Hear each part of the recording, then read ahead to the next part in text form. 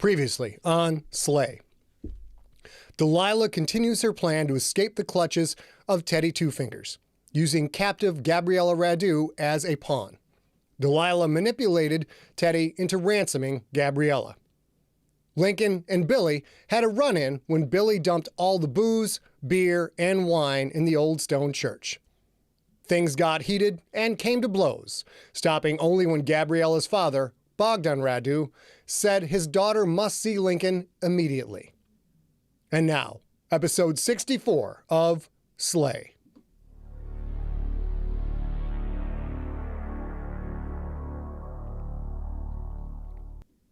Wake up! I gotta take those Carol factors out your nose. Magda's voice brought Lincoln out of a deep sleep. He blinked, rubbed crusty bits from his eyes. She helped him sit up. He dangled his legs over the side of the beer pong table. How long was I out? Let me try that again. How long was I out? His voice sounded comically nasally. I don't know. It's not like I set timers. Magda pinched the bridge of his nose with one hand, put her fingers near a nostril with the other. Ready? Go for it, Lincoln said. She reached into his nostril, stretching out the skin, but he felt it more as pressure than pain. Thanks to the Carol factors, he didn't feel pain at all. The little fuckers were good for that. Magda yanked. The little worm slid out, stretching like slimy taffy. No pain, but he felt the tickle of it from somewhere below his jaw, sliding up and out. It didn't hurt, although the sensation did make him want to throw up. Magda tossed the worm into her doctor bag, sitting open on the tile floor. One more, she said. Lincoln squinted his eyes shut and endured as the second Carol factor slid out.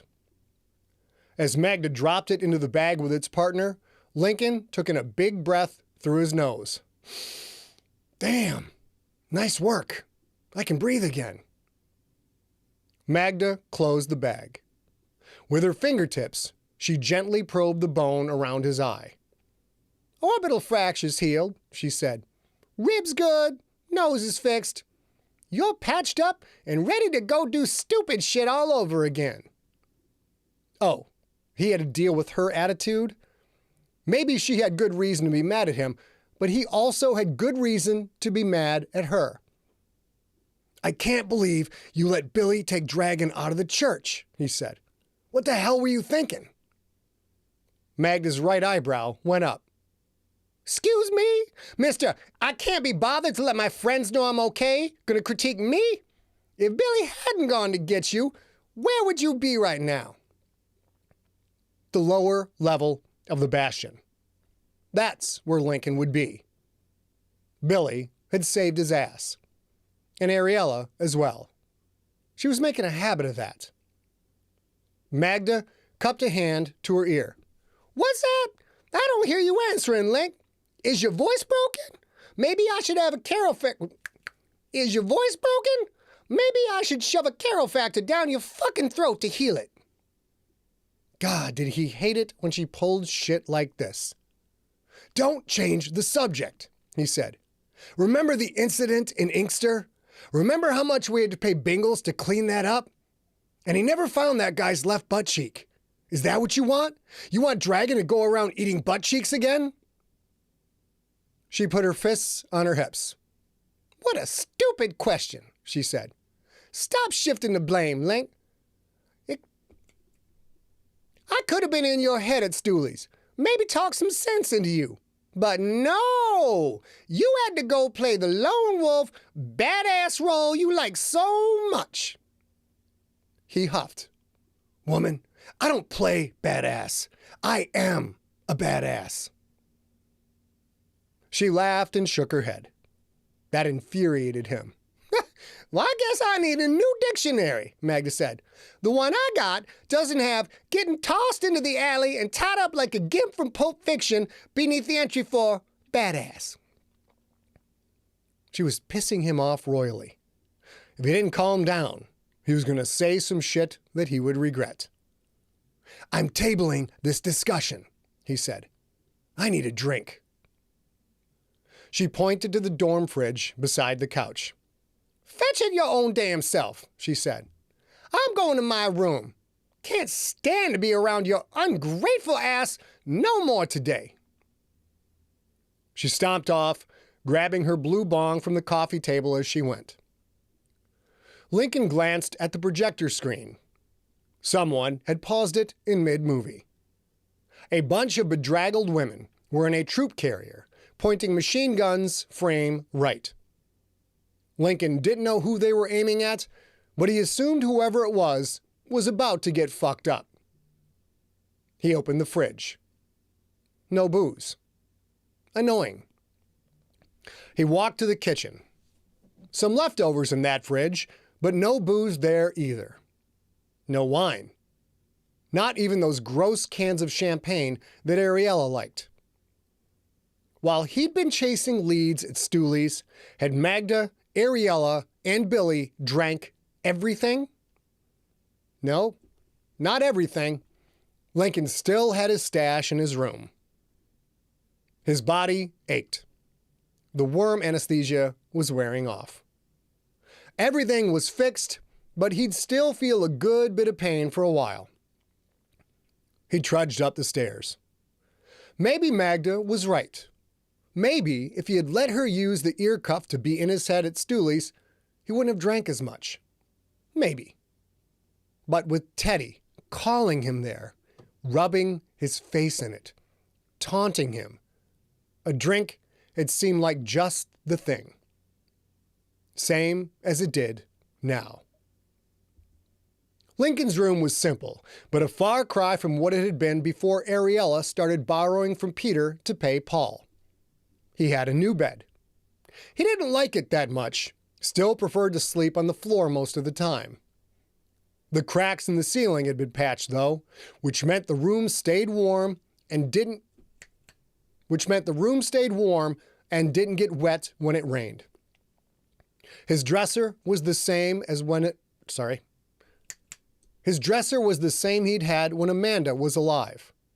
It was one of the few things he'd brought with from their old house.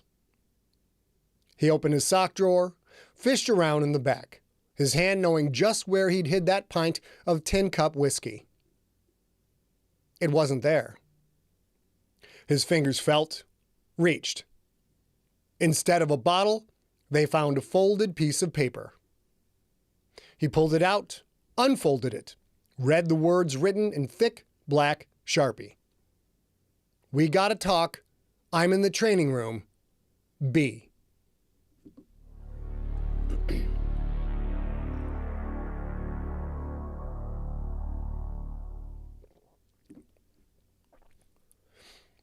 Billy worked the heavy bag, reveling in the solidity of his punches, knocking the 200-pound bag backward, juggling the chain that hung from with a musical rhythm. Left, right, left, right. It felt so damn good to hit something. He followed Lincoln's training, twisting his hips, torquing his shoulders with each strike. He visualized driving his fists through the bag. If Billy hit a normal person this hard, he'd break bones. The enlightened weren't normal, though. They could dish out more punishment than the purblind and take a hell of a lot more as well. How that was possible, he didn't know. You can't science this stuff, B. Old Joe had spoke truer than he could have known. Old Joe, who Lincoln had killed so quickly, so casually, that he'd barely remembered it a few days later. But if Link hadn't shot Joe, Joe would have shot Link. Billy hadn't been able to process that at first, hadn't been able to accept it. He did now. Left, right, left, right. Magda said that soon Billy could choose his signature weapon. She specialized with a Trong Dao, a Vietnamese sword, while Link's go-to was that Viking hatchet, Bastard Maker.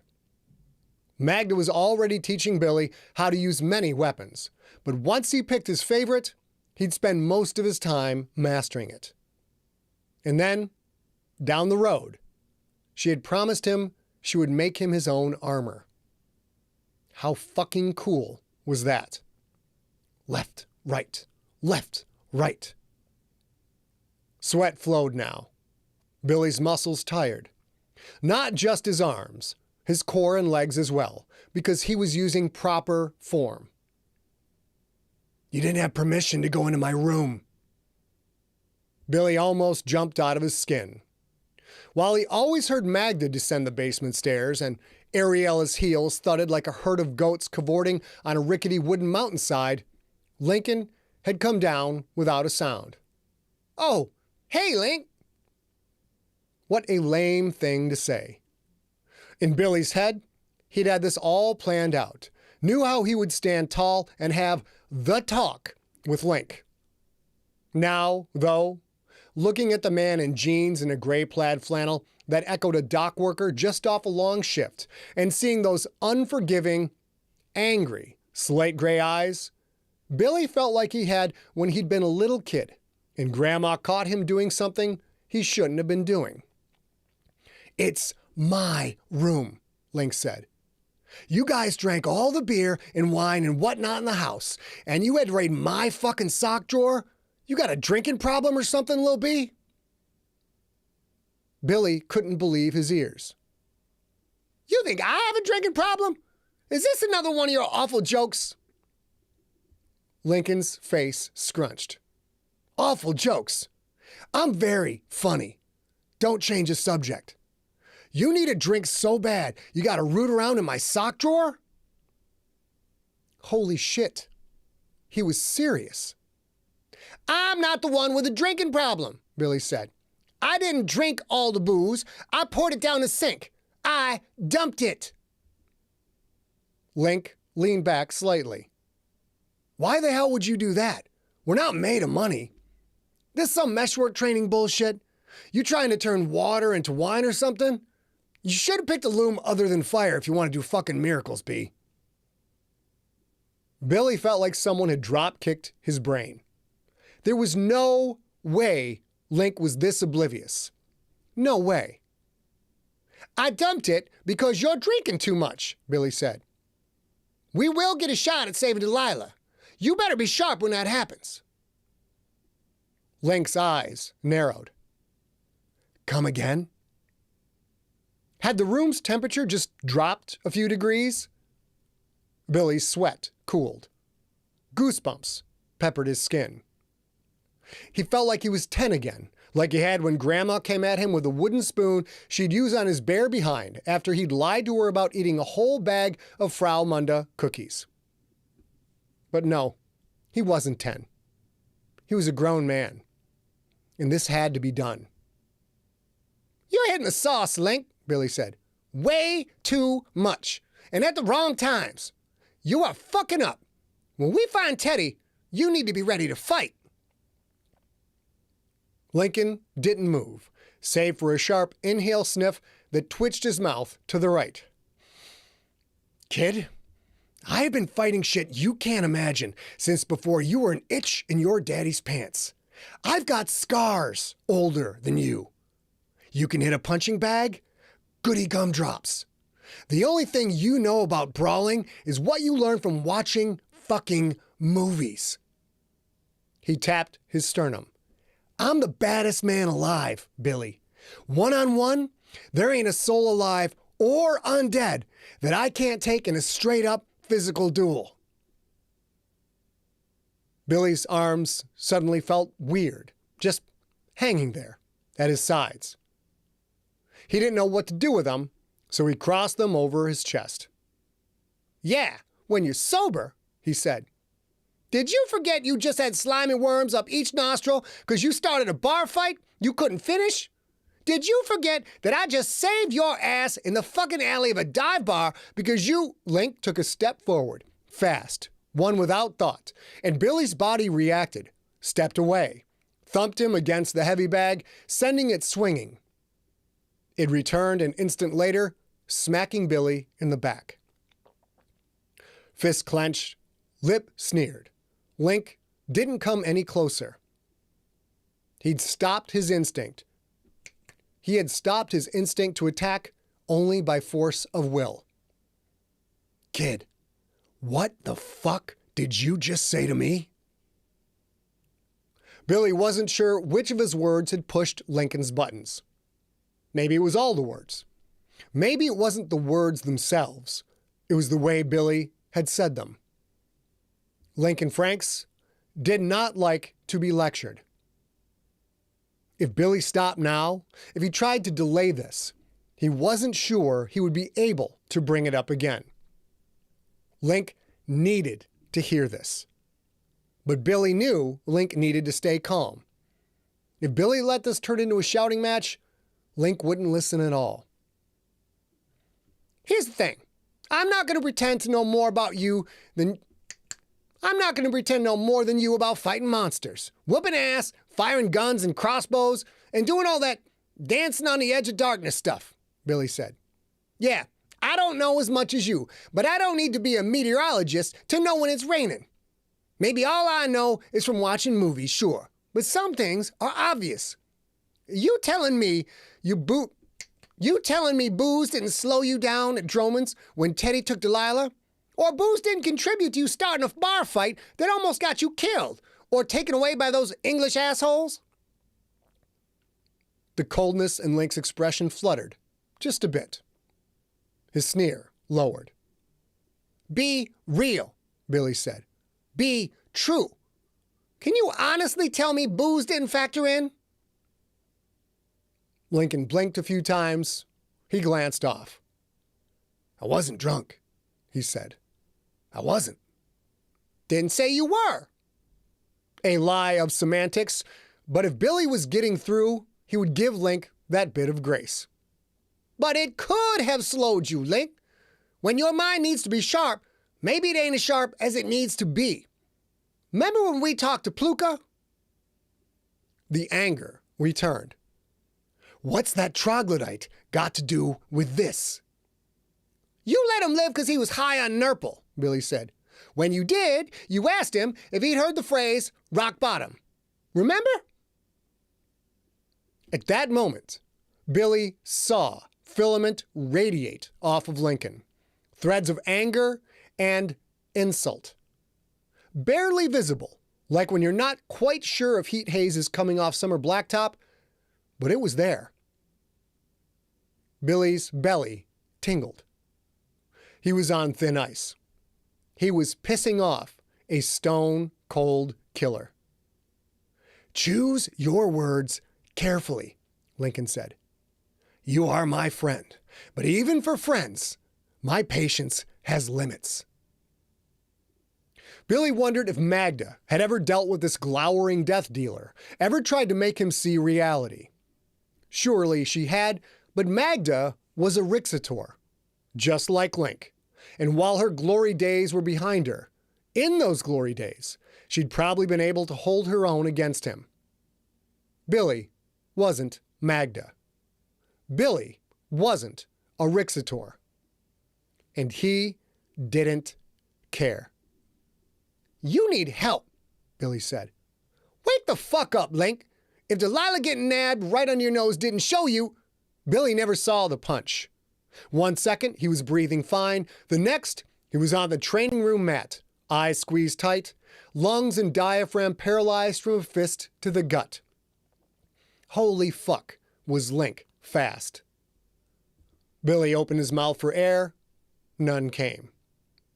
He opened his eyes, found himself looking at Link's scuffed boots, smeared with alley grit and sewer grime.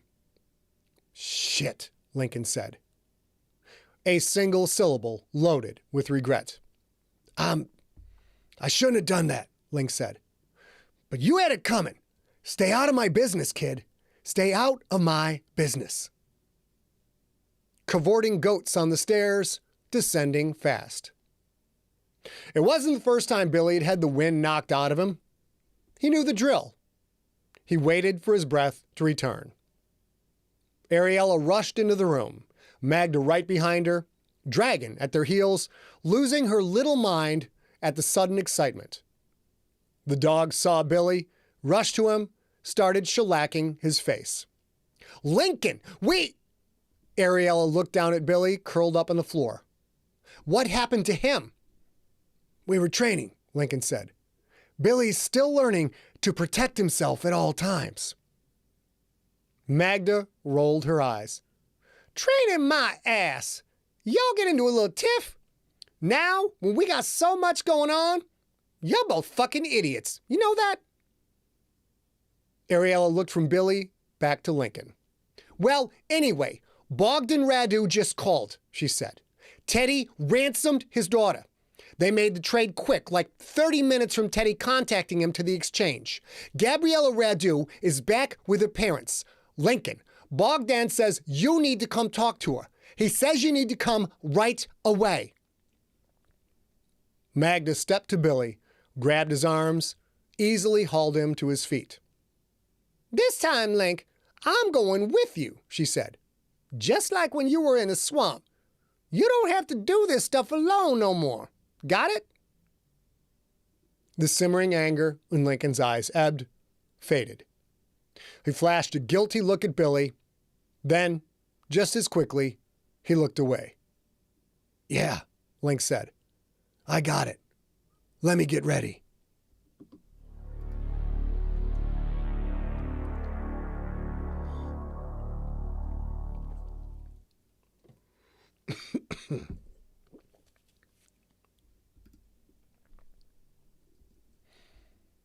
Magda saw what Lincoln saw, heard what Lincoln heard. He was in a mood, and she was so sick of his bullshit. He was in a mood, and she was sick of his bullshit, so they said little to each other while he transited to Cordis, where an agent of Bogdan Radu met him on the platform and gave him instructions on how to reach Radu's mansion. Magda and Lincoln said little to each other in that transit as well. Now, as, through his eyes, she saw the blinding white turning whiter and the impossible black turning blacker, she knew it was time to get their heads straight. "Let's get our game faces on," she said. "We need to keep cool. Whatever this is, you know it's going to upset us. We're all business, right?" She heard him grunt in annoyance. "Yeah, we will keep it cool," he said. "When Teddy rubs my face in it again, I'm sure it will be you, thousands of miles away, that loses your shit." Link was in a dark way. Not that Link wasn't in a perpetual dark way as of late. A brother can only take so much, Magda knew.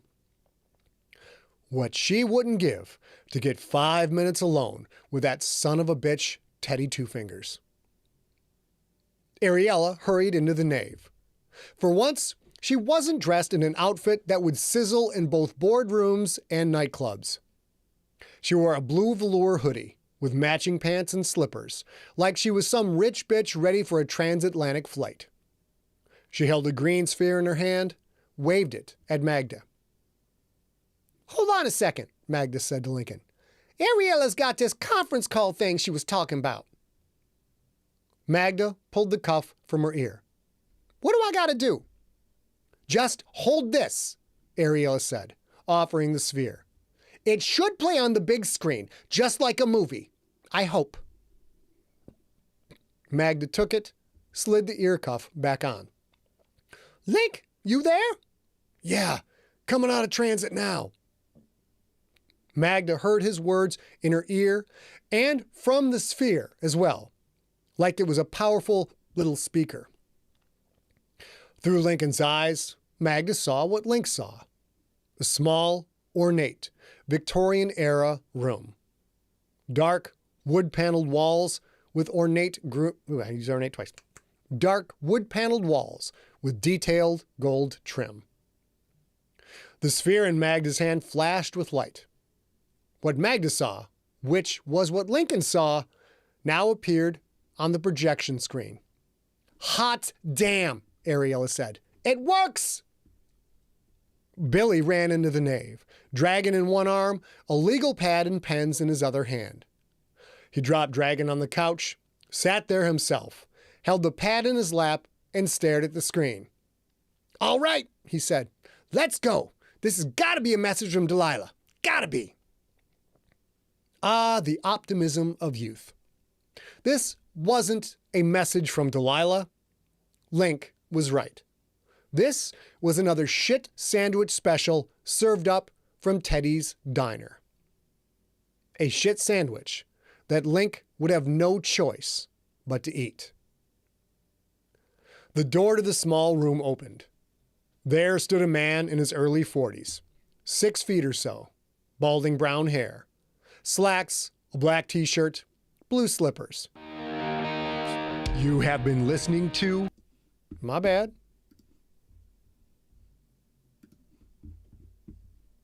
Forget to mute things sometimes. Let's get back to the script. Bap, bap, bap.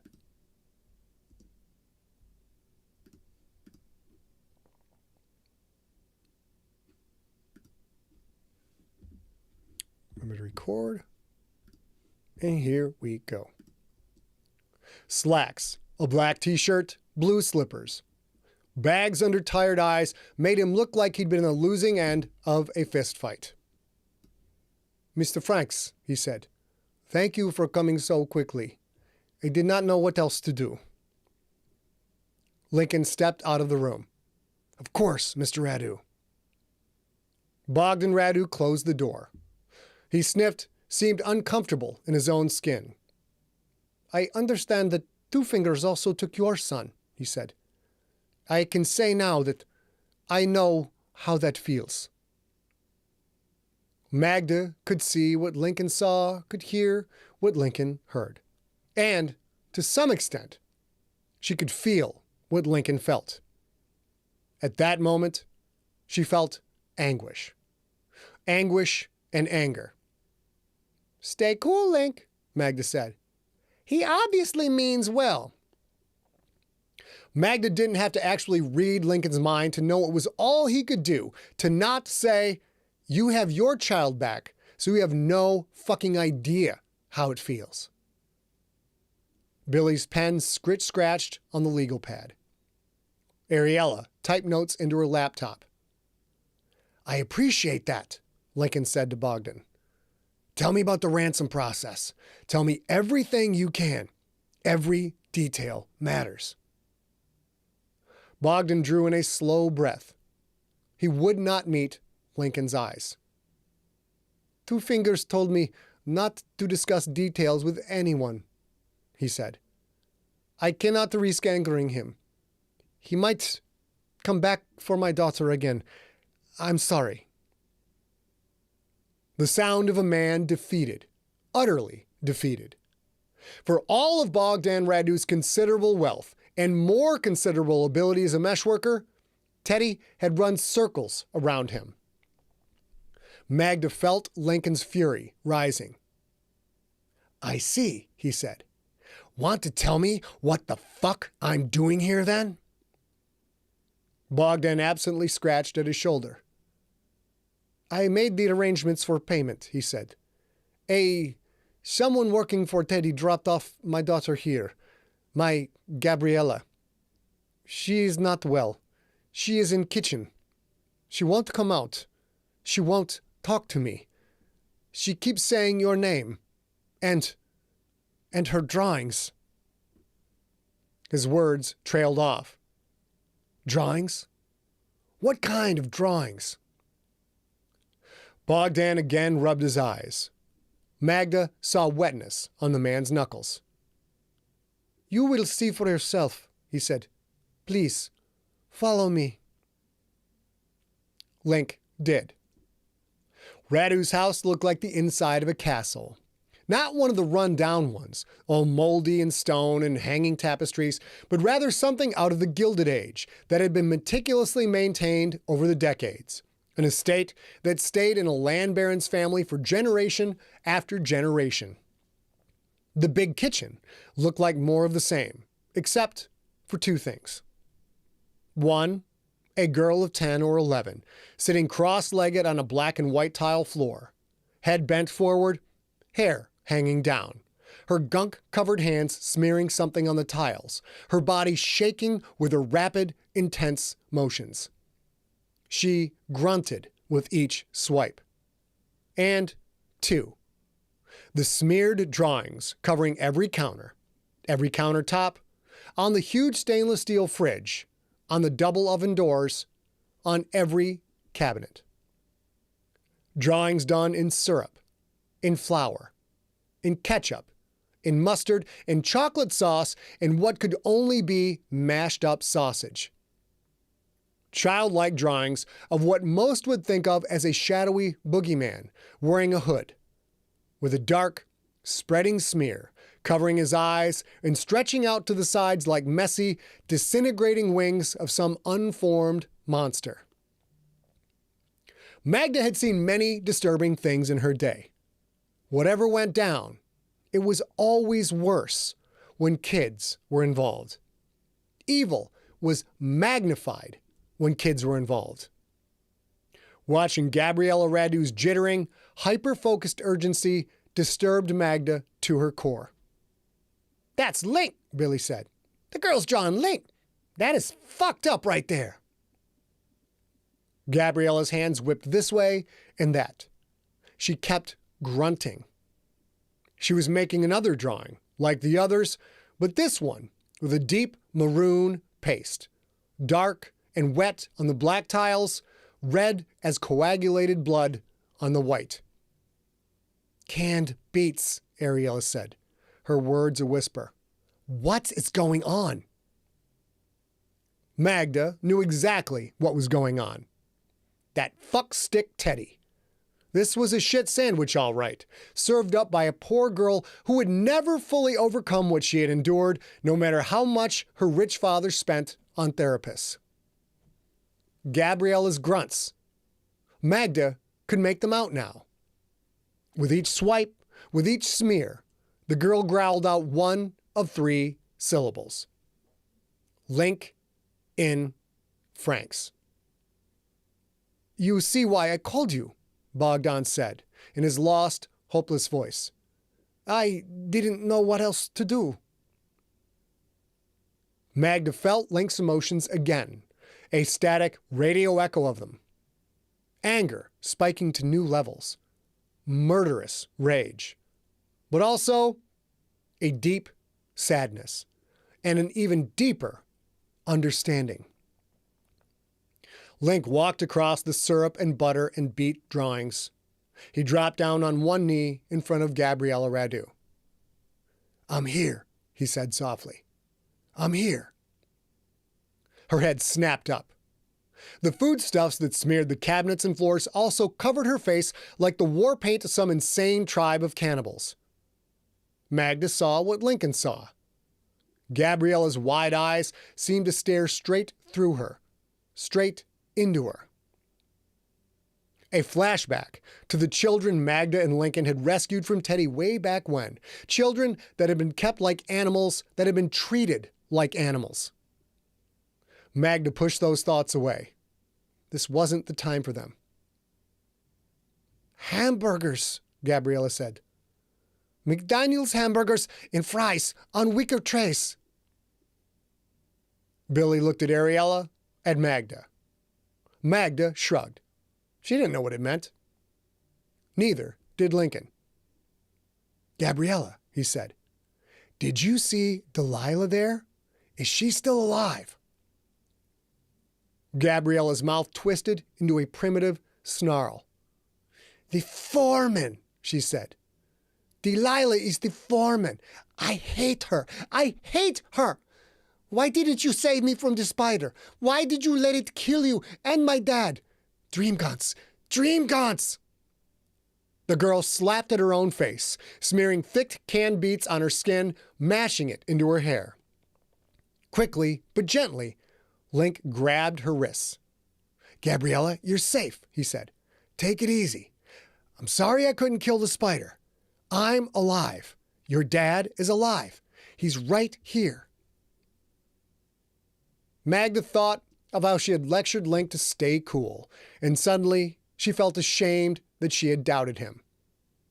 He was as chill got. Not because he wanted to be, but because that was what Gabriella needed. "Hamburgers," she said. "McDaniel's hamburgers and fries on weaker trays. McDaniel's hamburgers and fries on weaker trays." Lincoln released her wrists, plucked a clump of beets from her hair. "I see," he said. "Is that what you ate?" The little girl nodded. "She must mean McDonald's," Ariella said. "McDonald's hamburgers. They serve fries. That could be the tater tot Samuel smelled, right?" Eagerness in her words and hope. She thought it was a clue. How foolish. "Gabby, think," Link said. "Can you tell me about where they kept you?" Out of the corner of Lincoln's vision, Magda saw Bogdan take a step closer, as if he was going to shut this down that very second. Without looking away from Gabby, Lincoln pointed at him, pointed in a way that sent a clear message. "If you think Teddy can hurt you, I will hurt you far, far worse." Bogdan stopped in his tracks. Gabby's eyes squeezed tight and her nose scrunched up. "I don't remember," she said. "Teddy, he did something to my brain. He made me forget. I remember my room, all stone, like in the fairy tales. The bad fairy tales where kids get hurt. The bad woman with the bug arm put a bag over my head. She carried me. I don't know anything else except I smelled horses. I know they put me in a wagon." Billy wrote so fast, his paper ripped a little. Ariella's typing sounded like a silenced machine gun. "It was a bumpy ride," Gabriella said. "Bad woman said if I make a sound, her arm would eat me. I was scared. I said nothing. Then they took me out of the wagon. We transited. I didn't know where I was until Dad took off the hood. I was home." Some of it was different from when Magda and Lincoln had stopped Teddy the first time, but some of it was the same. Okay. "Teddy wiped her mind, Link," Magda said, knowing Ariella and Billy heard her too. "That bit with the wagon has to be after he wiped her." Which meant it might be real. It might be an actual clue. Was this Teddy rubbing Lincoln's face in it, or was this something else? "If that's after he wiped her," Lincoln said, "why does she remember the hamburgers?" He was talking to Magda now, not caring that his words might seem strange to Gabby or Bogdan. "Wait a minute," Billy said. "Wicker tray? That's weird. McDonald's doesn't have wicker trays. Ariella, those dream guns. You were looking up the people who made them. Could they be delivered in wicker baskets?" Ariella typed furiously, her hand sliding over the trackpad. "That's right," she said. "Some mesh workers make wooden crates for them. A few use metal like bronze. But yeah, most use wicker." In Magda's vision and on the big screen, Gabriella started to blink rapidly. She sniffed, shook her head so hard her hair flew in all directions, scattering beets and chocolate sauce across the floor, across Lincoln. Then she crawled into his lap.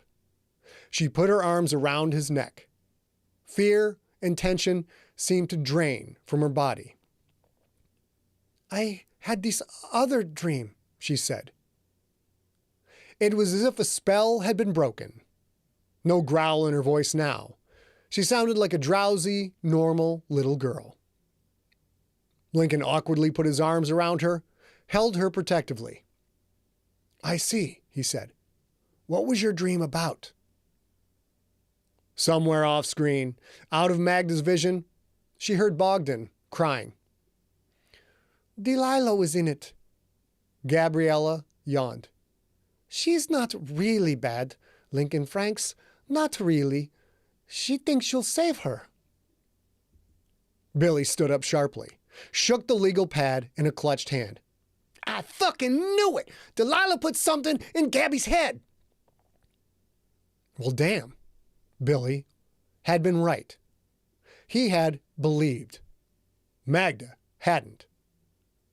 She saw Lincoln's gauntleted hand slowly petting Gabriella's hair. Magda felt his heartbreak, his simmering fury. Oh, shit, Billy said.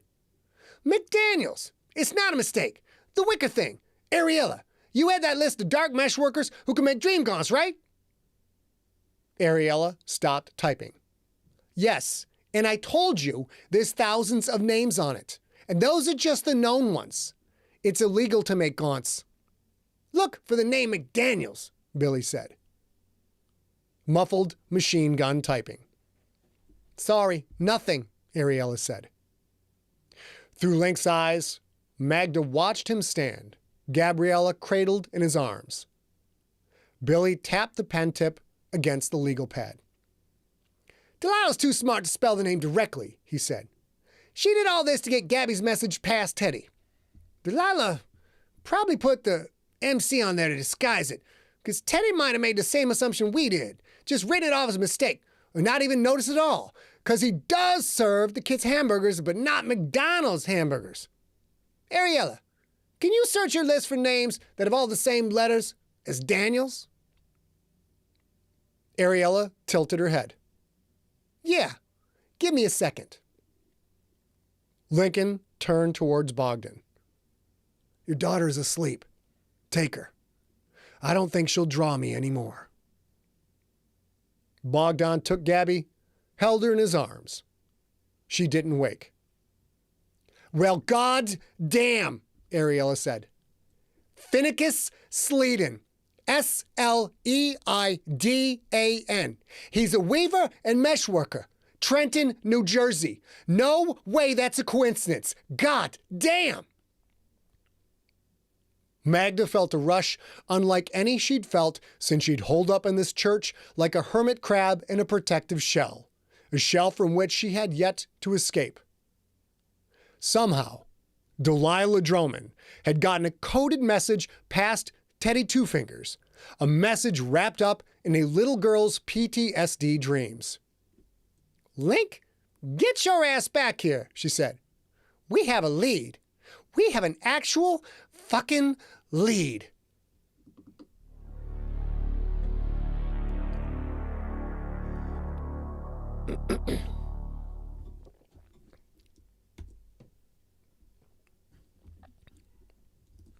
All right, rabbits.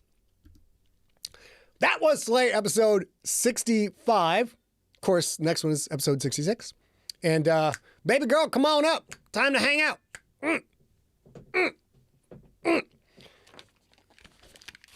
I realized I screwed up on the story so far because the fight coming to blows didn't happen until this episode. But sometimes it gets all jumbled up in my head. There's a lot of stuff going on. All right, guys, what did you think of the episode? All right, I see Rob is excited about it. Cobalt says that was awesome. Rob and I have been working on that moment for quite some time, and many more moments to come as well. But that reveal of that Delilah got her done, but she's got some more shit to go through.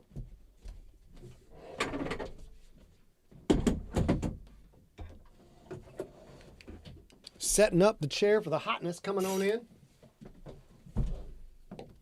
And then let's get some cool air in here. Cool this booger off. Rob and I are still on pace to finish this story up after finish the story up on episode 69, and then of course 70 will be the epilogue. So we'll see how that goes. I'm feeling pretty confident about it, but from here on out, it's just fucking bug nuts carnage. It's just crazy. We're taking the angry bus to Psycho Town pretty much from here on out. That sounds fun. It sounds very fun. I'm telling you, you guys, when Lincoln meets Finicus, it's going to be freaking awesome. Okay, baby, you are unmuted, so take your time. I'll mute you till you pull it over. Yeah, that's the right. Excuse you while you whips this out. Do You want to open the bedroom door in case It's open. The girls? Nope. The Oh, bedroom got it. door. Yes. Then be careful moving, and I'll unmute you so you can say hello to the peoples. Oh, everybody, look who's here. Hi, Tiny's. I knew there was going to be something. I don't like to listen beforehand. I want to keep the cool air coming in here, not leave the door open. That's no problem. So that's kind of the fun part of this is Rob knows what's happening, and A does not. A does not know. To. Yeah, I choose not to. She gets to experience it live with all y'all. Okay, here we go. Let's get our chat up. Here's a chat, Pumpkin. Hey, Pam. And I totally forgot. Hey, Daryl. Of course. I literally have it written down. I love you too, Jennifer. I forgot to say that tonight is episode 65, Gabriella. After the read, we're going to talk about how an author interacts with an audiobook narrator when the narrator is recording the audiobook. And oh, hey, a couple things. Downstairs again. God damn it. What you got? What do you got to get? It's okay. I'll wing it. Okay. Are you a Discord user? Steve, the Iceberg Rickyberg, is managing the Scott Sigler Discord. And if you're a Discord user, you can sign up at scottsigler.com/Discord. That page either is a link or has a link, I forget which takes you to the Discord invite, and you can sign up for that. And ladies and gentlemen, Slaybook 1 is out. We're going to talk about that in just a second. We are. Slaybook 1 is out. Let's turn off your applause there. And first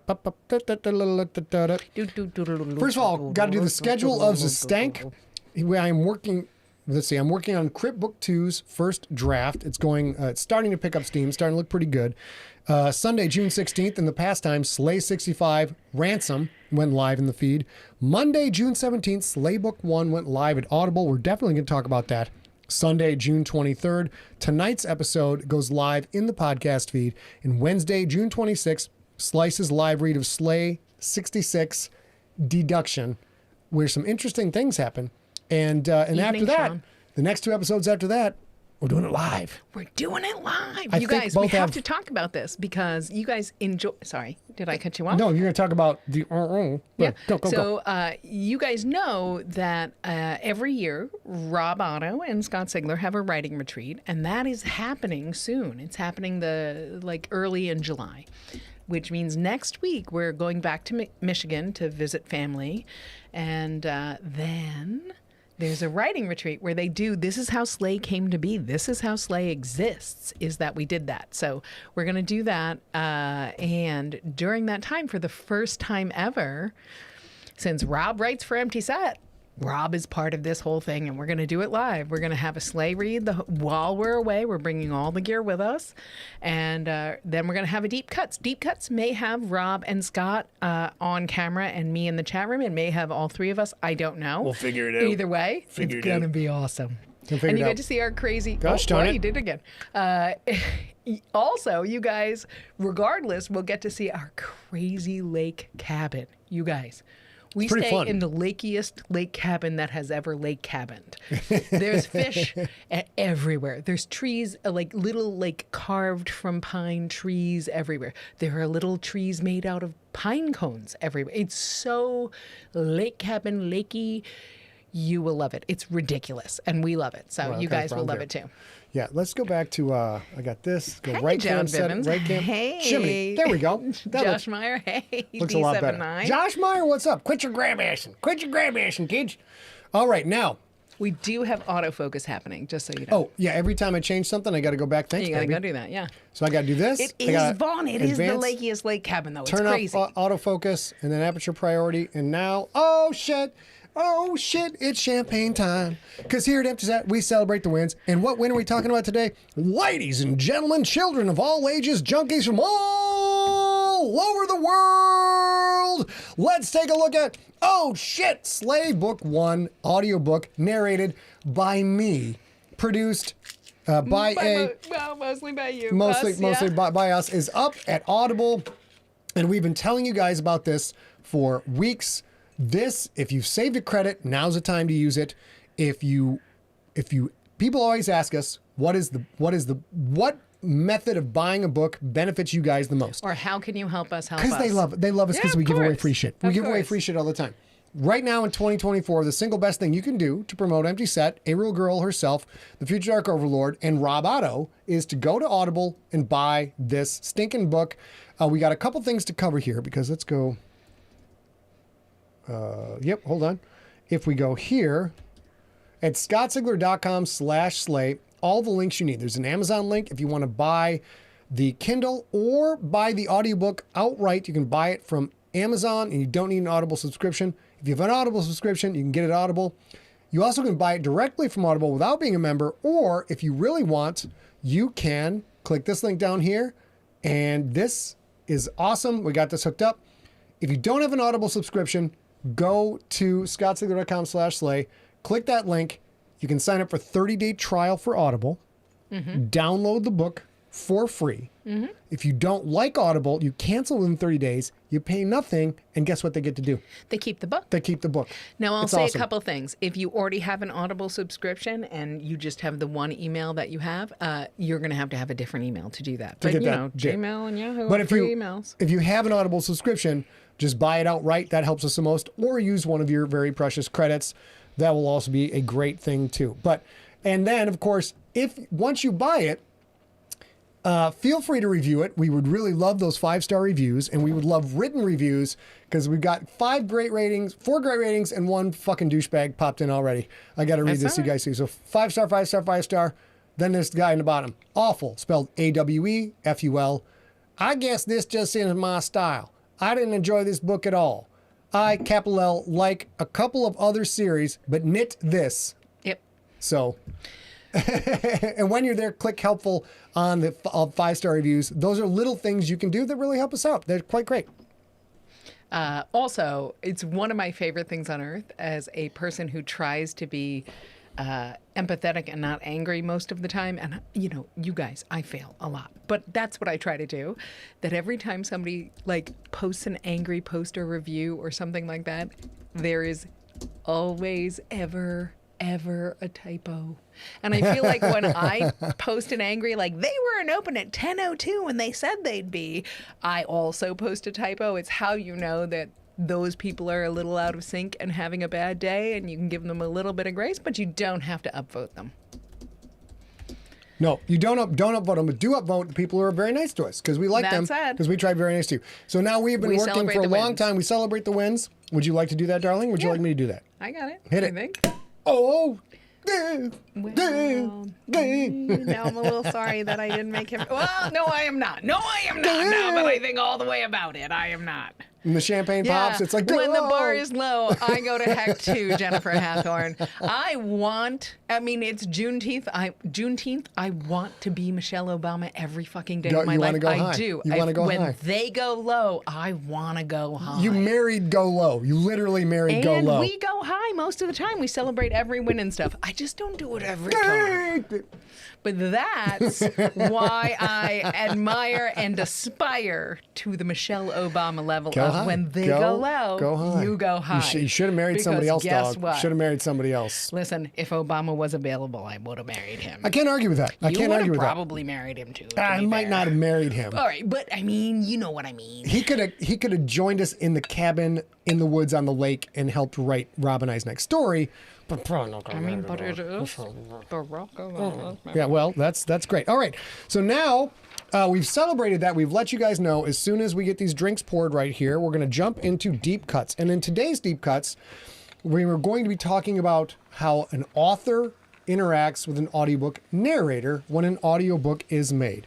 A Real Girl herself here has done 3 full audiobooks with other producers. She has produced audiobooks here at Empty Set in conjunction with Steve Rickyberg, who engineers most of our audiobooks. Of course. Hey, I John have, Riggs, nice to see you. I have not. I don't think I've fully produced an audiobook I don't yet. think well, maybe Infected.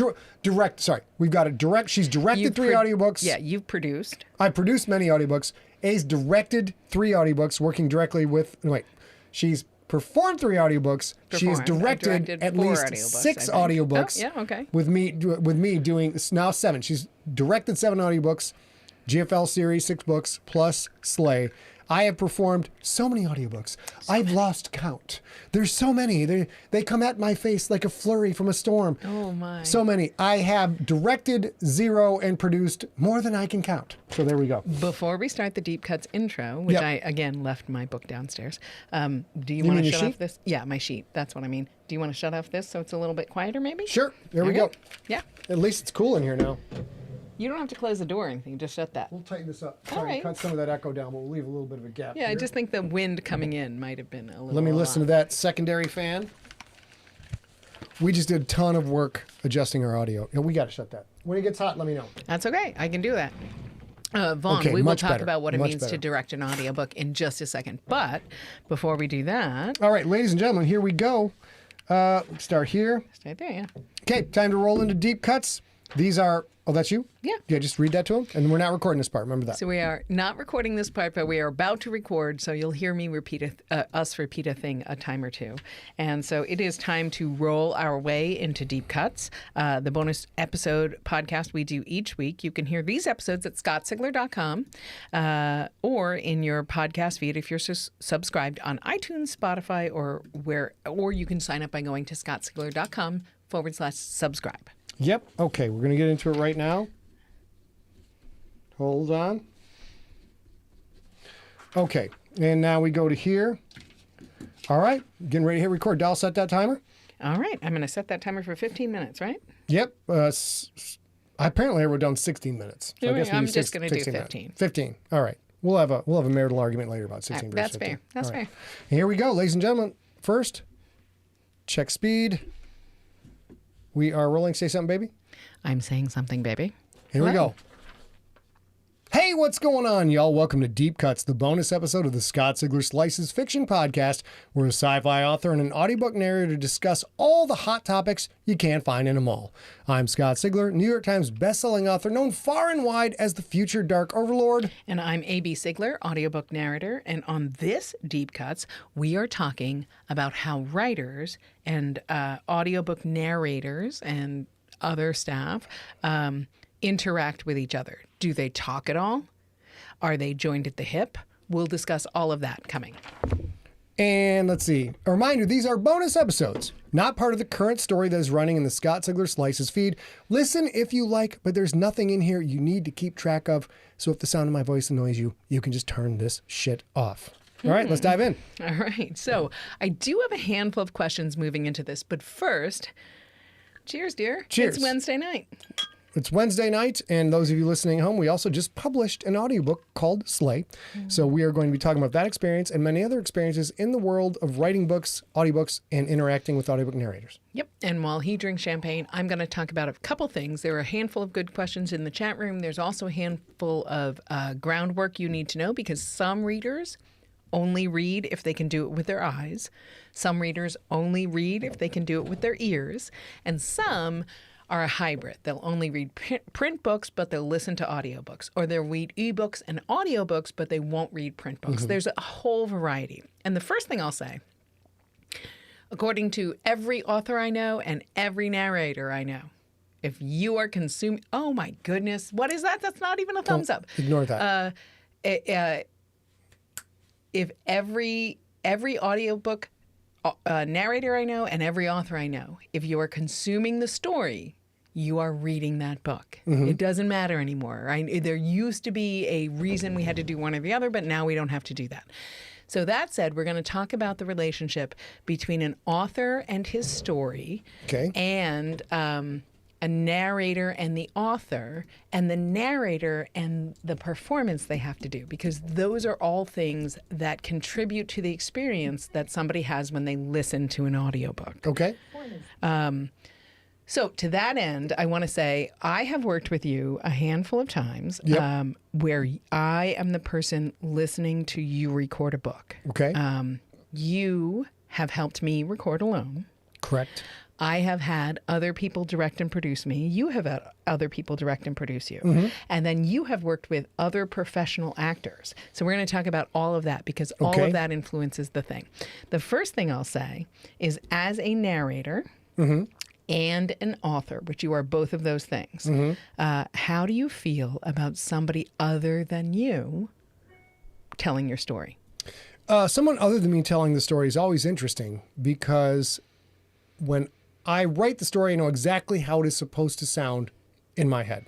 When I read the story, that is close to exactly as it's supposed to sound in my head.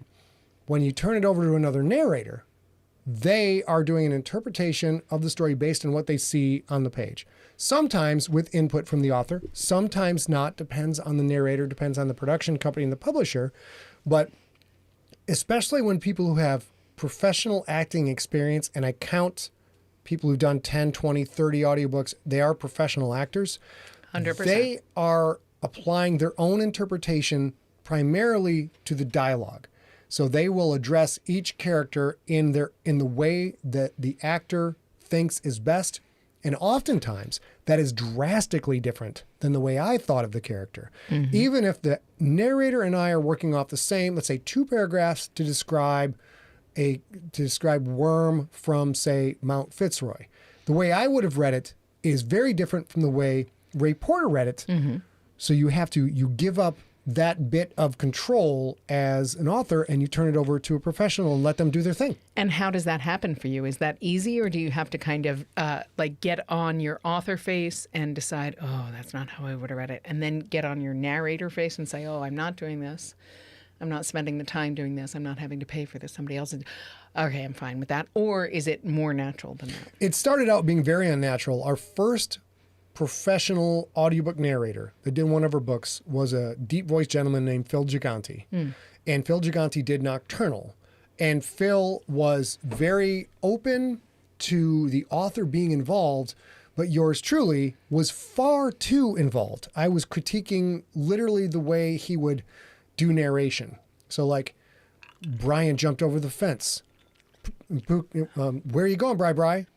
Pookie said. And I was like, you got to tighten that up, son. You got to tighten up the narration. So this guy's recorded hundreds of audiobooks, but I knew how I wanted mine to sound, and I was micromanaging, and he did his darn best to incorporate my feedback, but I was way too micromanaging with it because it's my first experience with it, and I want it to be as good as good can be.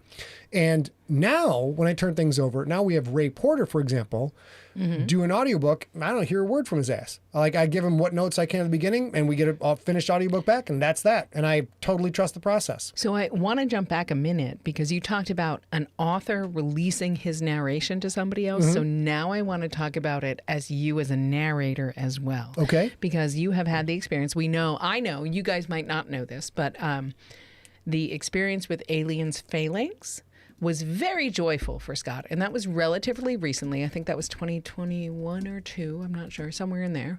Yep. And there was no option. There was zero option that when we signed that contract, Scott could record the audiobook. It wasn't on the table. He was the second right of refusal, which meant they were going to hire the person they wanted. If they couldn't, they had to ask Scott. But of course, they hired the person they wanted, which was Bronson Pinchot. That said, I want to ask you this, because I know I watched you go through that, and that was joyful for great. you. So when you're coming at it as a narrator, okay, does it feel any different? Were you able to see that Bronson Pinchot was very into the story and asking character questions and looking at the depth of these characters and all that stuff? And did that give you a little bit of forgiveness, or were you just still able to let it go? I think I understand now. You're saying because I have audiobook narrating experience, did that help me interact with Bronson Pinchot? Exactly, Yeah, absolutely it did. And it was great. And the Phil Gigante experience, while fairly torturous for Phil, also informed that quite a bit. Once I heard the final product, I'm like, I got to back off these guys. They know what the hell they're doing. And then having done my own stories, knowing what it's like to be on the mic, making character decisions often on the fly. There's only so much prep work you can do, and you can't memorize an entire novel. So there are going to be things that surprise you, and you have to kind of do it on the fly. That doing all 6 GFL books, which I narrated, and Ancestor and Infected and Contagious, coming up on 10 audiobooks I've recorded now. Being on the mic and doing that, yes, gives me an enormous amount of understanding and flexibility when I'm dealing with a narrator. And I really think it informs the way I answer their questions. I do too, 100%. That's why I asked. Okay. I'll also say that it seems to me as an audiobook narrator and then kind of producer director, publisher, whatever, that there's a certain amount of joy in the surprise of what another creative It's stressful as comes. fuck. It is, but there's sometimes joy. When somebody comes up with something that surprises you, it's endless. It's so affirming that you're like, no, I exactly thought Aronofsky would sound like this. Yeah. And then the narrator comes back with, what about this? And you're like, nope, that is it. That is it. It's a weirdly wonderful unlocking the fiction moment. I don't know how else to say that. It's fucking fantastic. Yeah. Bronson Pinchot's performance and interpretation of Alien's Phalanx was completely different from the way I would have done it. From soup to nuts, I would have done it. Every character I would have done different. Everything I would have done different. But that is a super pro who's been on the acting circuit for a very long time and really knows his shit. And yes, it was an absolute puzzle box delight to listen to every word of that and be like, fuck, this is awesome. Like it's not what I would have done, which is why it was a delight. I know every single word that's coming, I know everything that's going to happen, but the way he performs it and the choices he makes make it a different story. And I'm not, unless Scott says it's okay, I'm not going to share with you the characters that I'm talking about right here, but I will say that Scott's favored characters or favorite characters in Phalanx were different than Bronson Pinchot's. And Bronson Pinchot brought a humanity to his favorites that I think that Scott could have done had he needed to, but didn't inherently need to coming into that. And I want to say that to say this. The first experience I had recording an audiobook is because I was at a convention because of Scott's books. I was at Emerald City Comic Con doing our empty set thing, and I had an author come up to me and say, "You sound just like my main character. Who are you? What is all of this? I need you. Have you? What's going on? You sound exactly like my main character." Friends, I am nothing like her main character. Well, that was Casey Alexander. That was Casey Alexander, For- and it was is it Necrotech? Necrotech. Yep. And so Necrotech now is a Jonathan Mayberry. They're book different. too. They're different I know, books, but yeah. I can't remember the other one. And Necrotech and Cyber. I'll look it up. He'll look it up while I talk about it. But that's actually what happened. Somebody came up to me at a convention and said, "I heard you talking." It was quite literally one of the worst days of my life. And she heard me talking and couldn't help but come up. Nanoshock and Necrotech, those are the Nanoshock and Necrotech, correct. and came up to me and said, "You sound exactly like my main character. Would you be willing to audition for this part?" And I was like, "Oh, I'm already a narrator, whatever," because I did radio commercials when I was in college. And then we got a request, literally at scottsigler.com, contact us, which was like, "Yeah, I need you to do this because you sound exactly like my main Penguin character." Random House reached out to us, right? Yeah, they did. Yeah. And I absolutely am nothing like her main character. Her main character is fantastic in 1,000 ways, but I am so much more prim. We're like negatives to each other. Her main character and me, or Rico and we're so wildly different. Although I sounded just like her. Rico would fit in nicely in the Slay universe because 100%. every other word out of her mouth is a curse word. Every other word out of your mouth is usually not a curse word. You're like every 400th word, right? Well, I mean, I curse a lot, but I blush a lot too. And Rico never blushed. No, Rico's not a blusher. I will say, I love you, Jude. Go take good care of my sister-in-law, Lolo. Have a great date night. And we will move on by saying, okay, so this is a thing. Like, the author thought I sounded just like her main character, and that worked out. I recorded both of those books in that duology. They're still the ones, like, it worked. It had nothing to do with my sensibilities as a human being. I had to learn to say all those naughty words in a row. Likewise, you had, as you came off doing everything yourself, all the recording, all the whatever, all the narration, all the writing, you had to sort of see the differences and the willingness to let somebody else interpret a character. Yeah, and that took some getting used to. Now I'm fairly used to it because now with what we do, we're so busy all the time and I'm writing so many stories. Now if somebody else narrates the story, that frees me up to go out and create new stories, create new IP. But I want to actually ask you about this because when you got to do Nanoshock, you are an actually trained actor. Is New York Conservatory, is that right? No, the Academy of Dramatic Arts in New York. You did a couple years at the Academy of Dramatic Arts. So as a trained actor, coming into this with some voice work experience, but you had not done an audiobook yet. So if you can recall what that brand new experience was like, you get recruited by Penguin fucking Random House to do an audiobook for a person that you've met and a person you dig and a story that you dig. What is the process like for you? You know what? Actually, we should take a commercial break and come back to that process. I can probably answer this in the meantime. Okay. I will say it was really interesting to me because as a person who trained at Webster's Academy of Acting and the American Academy of Dramatic Art, I used more of what we call our instrument. I used my facial expressions. I used my voice. I used my mannerisms. Okay. And all of that had to go away. I just did it. When I said my mannerisms, I hit this thing, which now you guys can hear. I hit my cable that goes to my headphones. I had to do all of that like 85 times in the first 2 days of recording the other. Yeah, I did that so wrong. You had to learn how to use the equipment and how to operate physically in the booth. Yeah, and the equipment is my human body. Because as an actor, I could move around and I could move my hands. And if you were watching on video and not listening, you would see me moving my hands here. But what you can hear regardless of is me hitting my microphone and my headphones and stuff like that. And I had to redo that. So you literally had to learn to basically sit on your hands and you know how and do all the emotion through your voice. And as a New Yorker, that must have been terrible for you. Terrible for me. And now we are at our 15-minute break. So I think we should walk out here and come back in a minute. Yep. And then I'll tell you how hard that was. Great. We'll be right back. Okay. And then you pick it up right there. We're doing fancy stuff, you guys. Now we're going to hit the record button and watch us shift to Super Pro.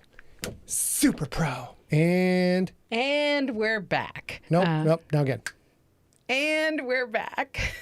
If you guys are listening to this live and have any idea for something you'd like us to cover, please email info@emptyset.com or put it in the chat room right now. Any ideas that you want this back and forth, this casual conversation between an audiobook narrator and an author to talk about, or any topics for your favorite author, put those in the chat room right now, and we might get to that in a future Deep Cuts. And if you are hearing this in the podcast feed, we live stream every Wednesday, 6 p.m. Pacific, 9 p.m. Eastern. Fans in the chat room who watch us live get to ask questions. It could be you.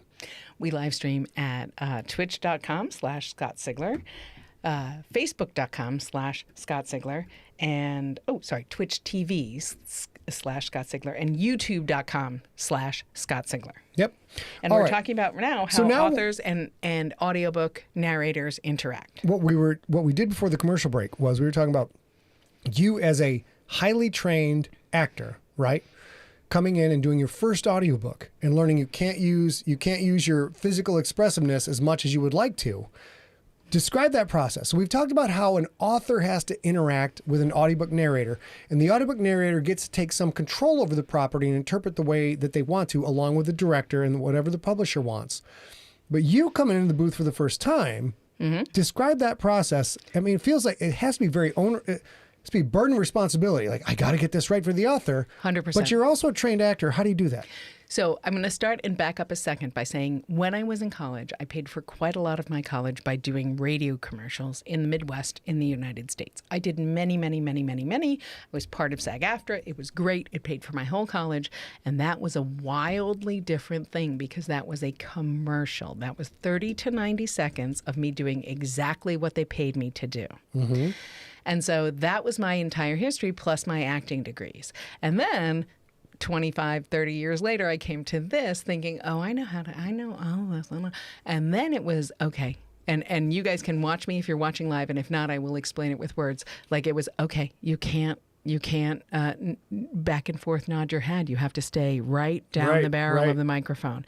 You can't gesticulate. I just did it again. If you just heard it, I can't gesticulate with my hands. My lifelong friend Pam has seen me talk with my hands my whole life, and just in the Facebook chat room right now, she was like, wait a minute, you can't talk with your hands as a New Yorker, but you can't.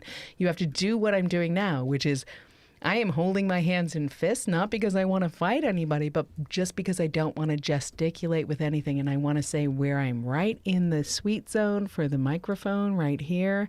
And I'm doing that emotion. And all of the movement I would do, and all of the gesticulating I would do, and all of the back and forth I would do has to all come through my voice. And if I want to get louder, I have to back away from the microphone and not screw anything up because I don't want to make it double work for anybody, that kind of thing. How does that impact your performance initially? Like, say, chapters 1 through 5. How does it impact things? I mean, initially it was terrible. I'm not going to lie. Okay. Like what we actually did for Necrotech, which was the first book I professionally recorded at Recorded Books, I went and we recorded the first 3. Well, we recorded right from the beginning of the story.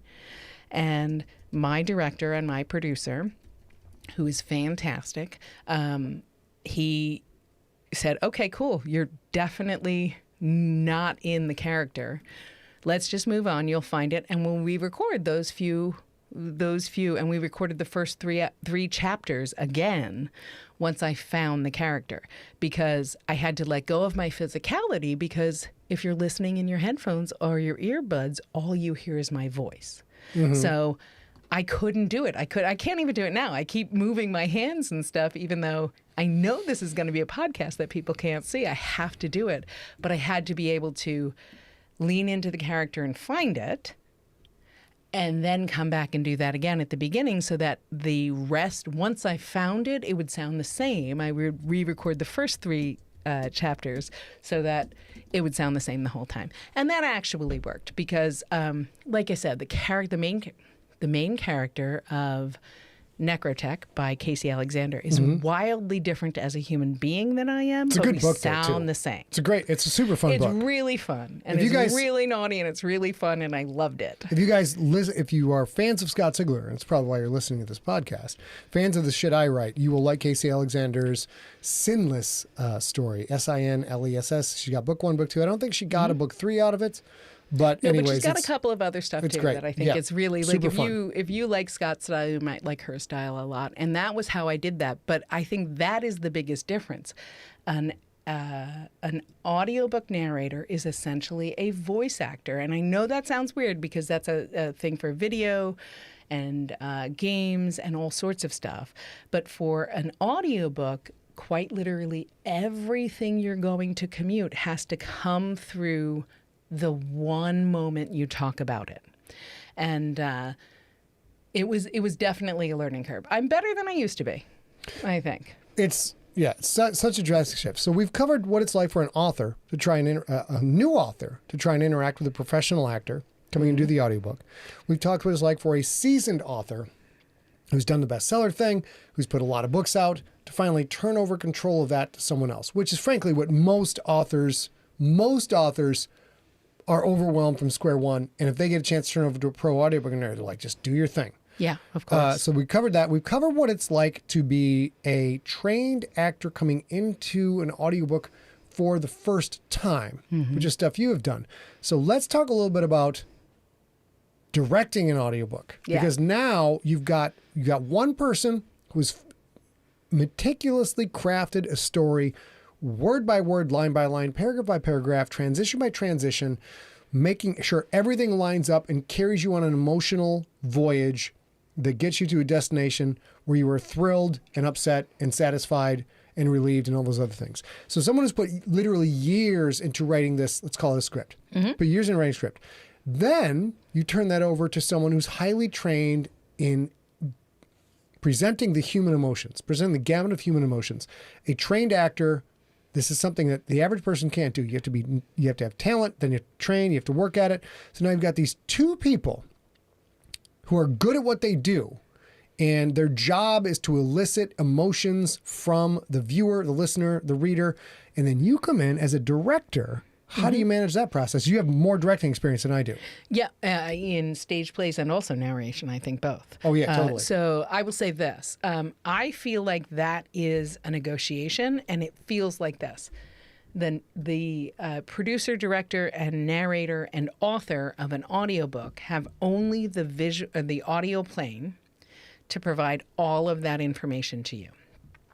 That said, I think the job of an audiobook narrator is to work with the author to say, cool, what you're doing is giving them 10 pages to communicate this emotion, but I need them to communicate it and move quickly. And I think we need to amp up this, amp up that, amp up this. And that's a director's job, is to say, yeah, when, like in tonight's episode, I won't do any spoilers, but in tonight's episode, there was an argument between two of our main characters. And I'll say the junior main character, so I don't want to absolutely ruin anything, but the junior character here had absolutely the right of way. He was doing the right thing. He was trying to do the best thing for the family that he lives in. And our main character was mad about that because he wanted to continue on his self-destructive ways a little bit. And they had to stand their ground and be mean to each other and be graceful and good to each other. And I think that a director has to be like, nope, I need you to be angrier there. And I need you to be angrier there. And then Lincoln, I need you to be angry at first and then angry at yourself and come back in. Now, I got to ask you this. So you've directed me several times, and we just did Slay, and Slay was an interesting re-recording process. I deliver a line. I think I've nailed it. I've got it. How do you handle coming in and going like, yeah, I know you see the big picture as a director. How do you come in and say, all right, I need you to do that again this way. I need more of this or less of this. How do you do that? I will say I do the same thing that I was directed every single time I was directed in my acting career. The best directors do this. Okay, I understand that's where you were coming from. I understand that's how you feel about it. What if, instead of Lincoln being righteous and angry, he's a tiny bit embarrassed and still the fuck angry. Like you give them a stage note, I'll call it, that says, no, I get you. Gosh. You did this perfect thing. You said, hey, you're angry. Obviously, you wrote this character. This character is angry all the time. What if he was a little bit embarrassed and angry? What if he had his pants down and angry?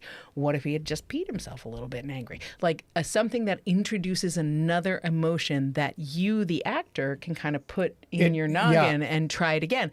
And we do both. As an audiobook director, you do both. Take it your way, take it my way. And as someone who's been on the receiving end of your direction, it's really kind of a fascinating, magical thing.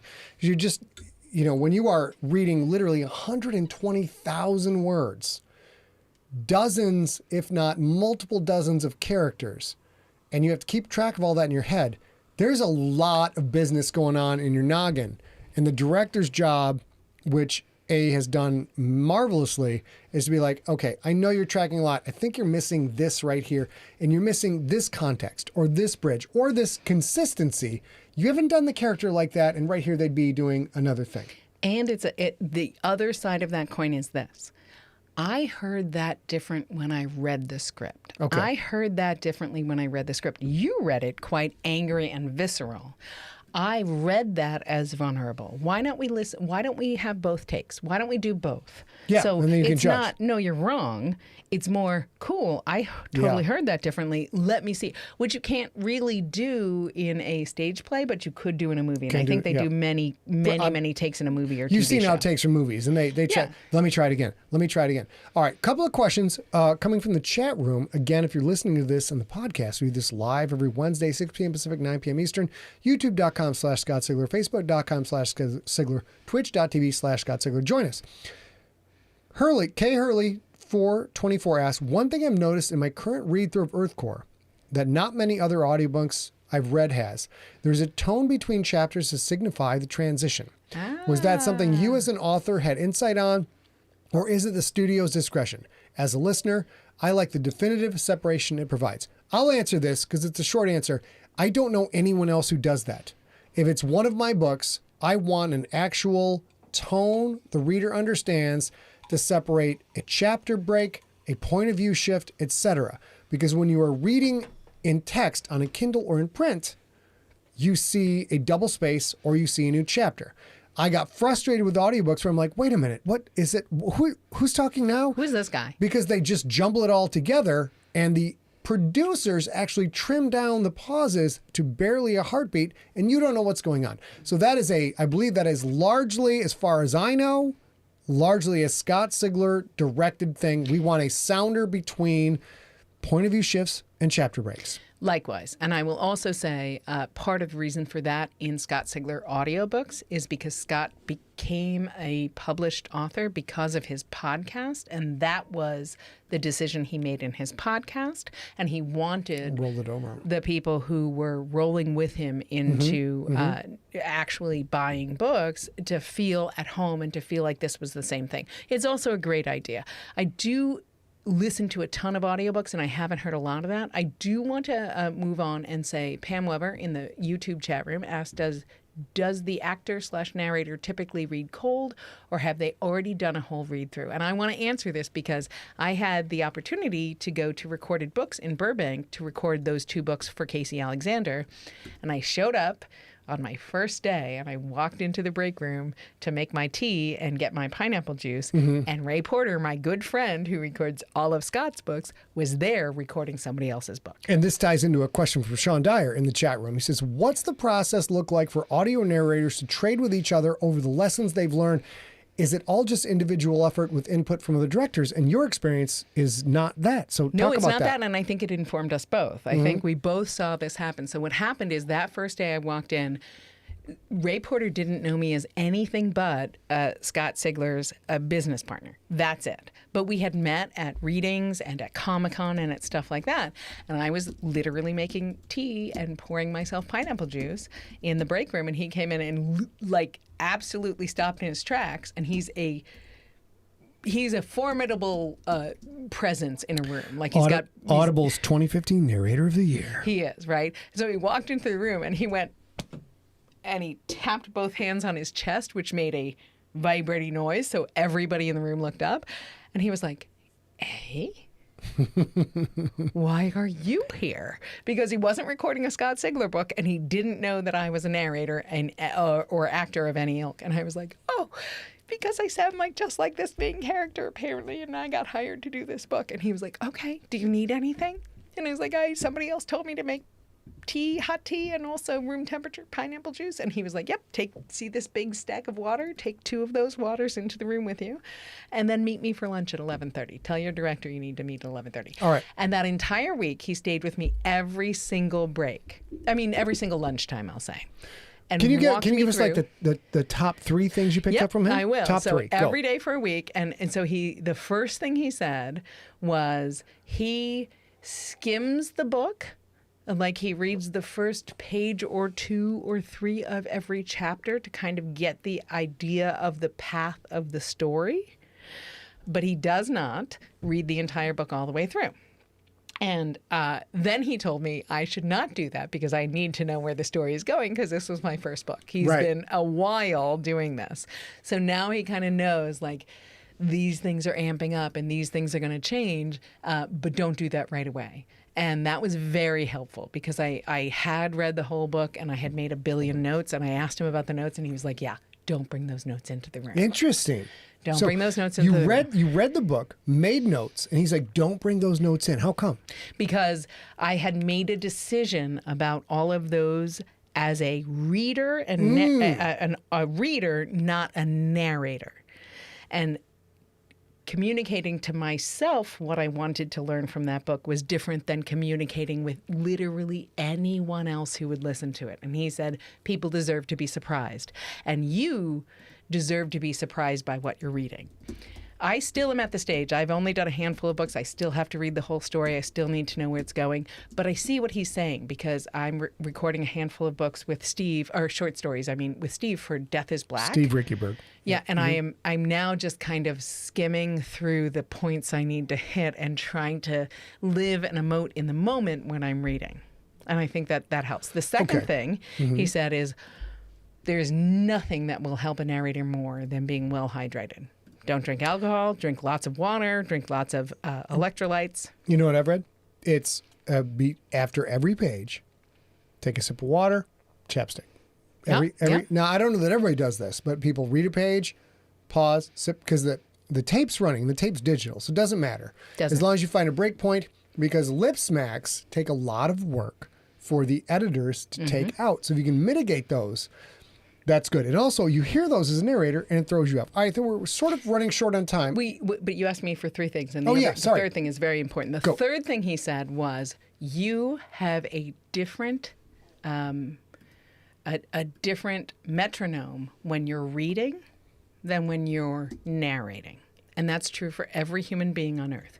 When you have to talk to other people and explain to them, oh, first we're going to go to Starbucks, then we're going to go to the movies, then we're going to do this.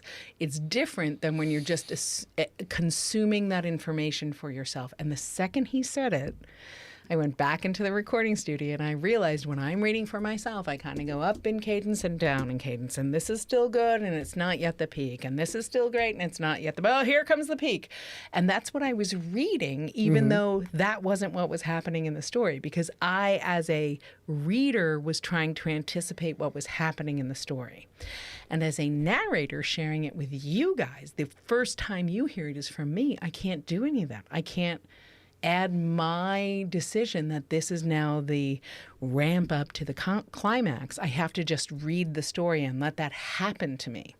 And it took me to the second book to quite understand that, but it made a huge difference. And I don't have access to those early tapes, but goodness, the times my director were like, oh, you're doing the sing-song thing again. That's what he called it, the sing-song thing again.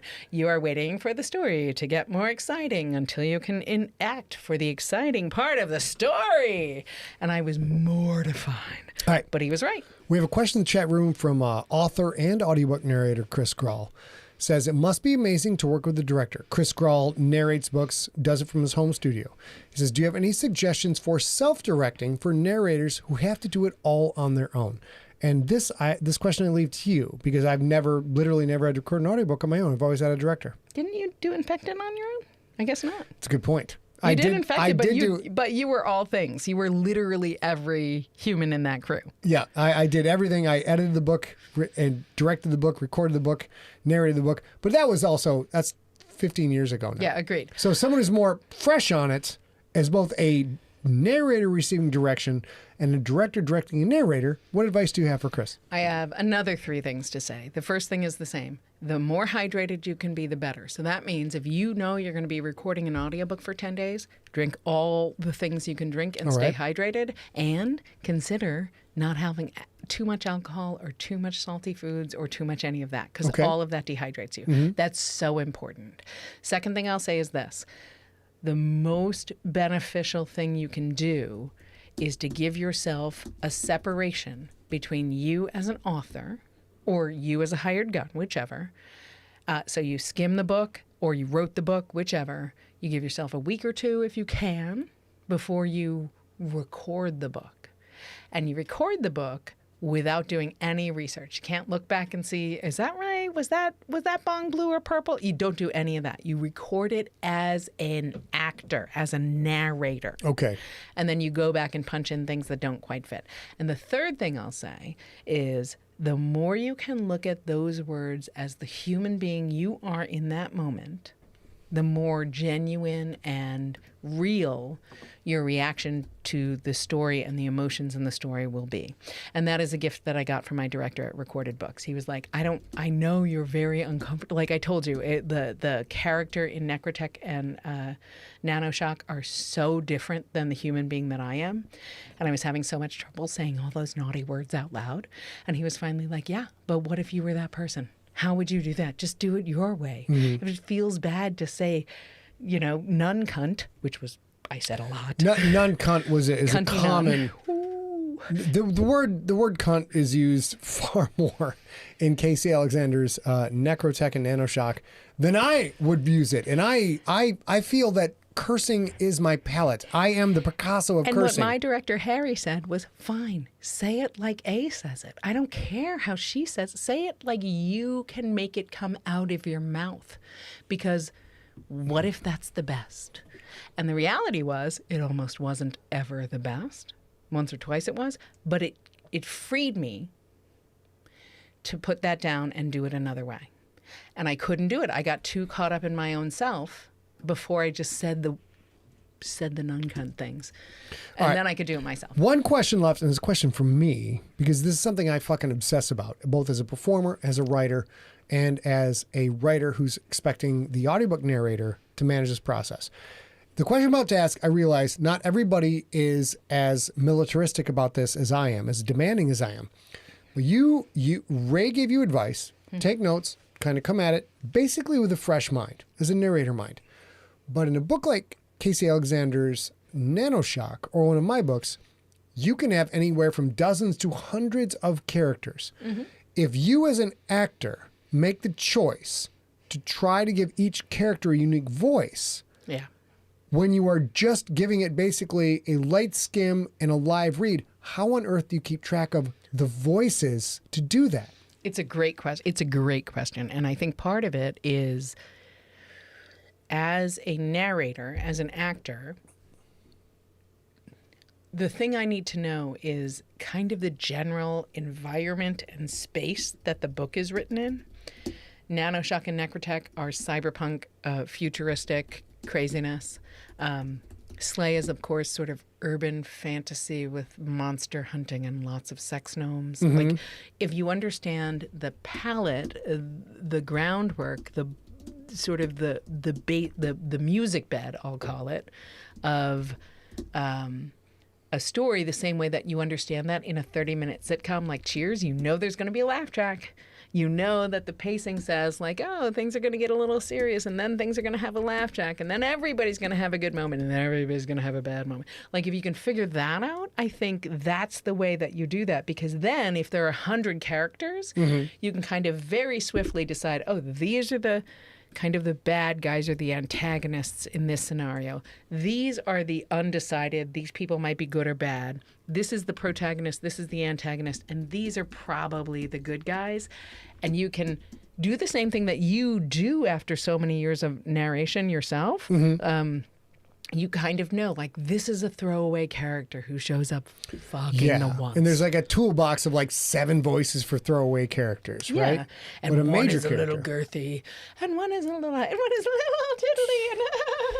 But you can't have any of those same traits for a main character unless you're willing to put it down forever in your toolbox. So if I have a main character, and I'll give you an actor example. If you guys know who Jennifer Tilly is, she's great at the and so is Jennifer Coolidge. I don't know if it's about the Jennifer names. Hathorne, you're up. But like Jennifer Coolidge is great. She's always, oh, you look like the 4th of July. And she's always that so person. Hot. Jesus. So when she wants to earn an Oscar and do her role, she will never bring to the table that you look like the 4th of July character. Okay. She will become this dirty, mean, visceral human, and she'll win an Oscar the first time out, right? Like, if she chooses to do that. Right. Jennifer Tilly was the same way with the Chucky movies. Like, she was the perfect bride of Chucky, right? But she hasn't done that. Like, she hasn't come away from that because she is branding herself as an actor who does that well.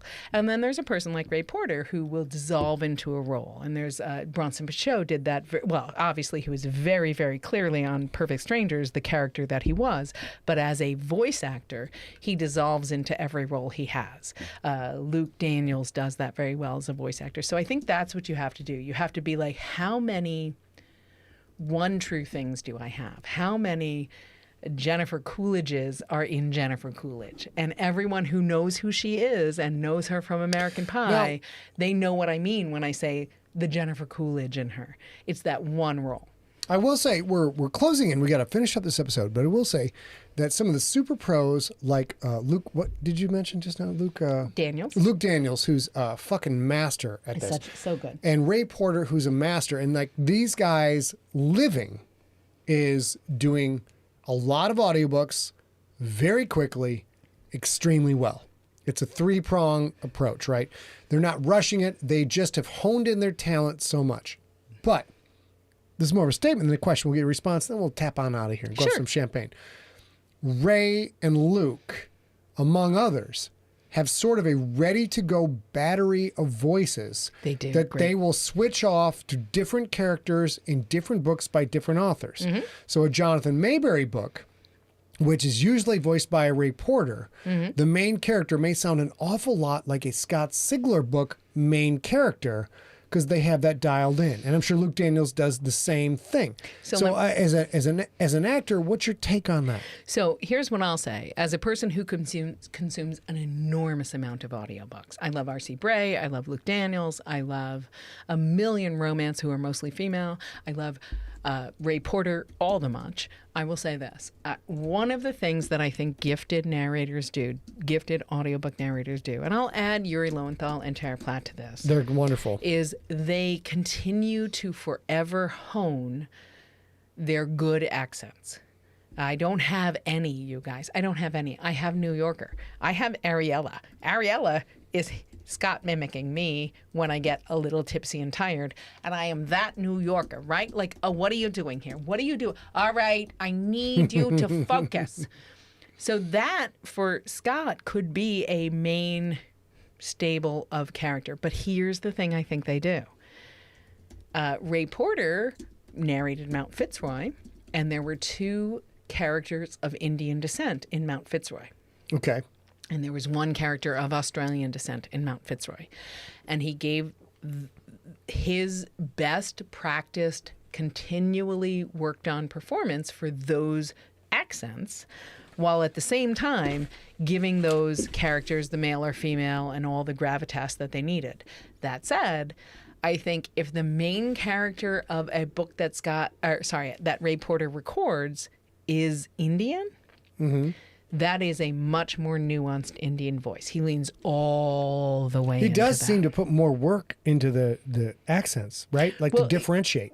And the bigger the part is, I think that's the answer. Like every voice actor, every actor has a stable of things. And if you think about your favorite physical movie actor, whoever it is, if it's Frank Sinatra, I don't care if it's Gene Kelly, they had other things. They had AV, they had costumes, they had makeup, they had set design, they had all of that. A voice actor only has his voice. So when a voice actor, he or she leans into a voice narration, if the main character is Indian, that is going to be the most complex Indian accent. Right. If the main character is a non-American white dude, which most of the narrators are, that takes a little more work and they have to focus on that, right? Right. But if there's a person who's checking the main character in at a hotel, and they just need to differentiate that's a throwaway character, that might also be an Indian accent because we're not going to use it again. So I think that's how actually true good narrators do it, is they kind of divide up their stable of voices into the most protective way to get the main characters main and the throwaway characters not. All right. So we are going to finish up this. All you guys in the chat room, hang loose. We're going to talk to you guys a bit in a second. We're going to finish up the podcast version of this. And now we go to our closing stuff. Let's see where we are at. That's it for this episode of Deep Cuts. Oh, shit. You know what we're going to do? Here. Okay. People at home, hang out. What I've done is I've paused the recording. Now we're going to figure out our topic for next week. Then we'll start the recording. And those of you who weren't here for the live are going to think we're the smoothest motherfuckers in the world. We're like cats that shit don't even stick to our butt fur. That's how smooth we are. So let's get into it. All right. We have one topic for suggestion for next week, babe. I don't know that it'll support an entire... here, let me find it. Well, and you guys know, next week we're here in this office. Oh, yeah, next week. We're talking... I have to tell this to you guys. Wait, are we here next week? We are here next Wednesday, yeah. So I think this is the one. I love this. Nick Ladd's topic idea.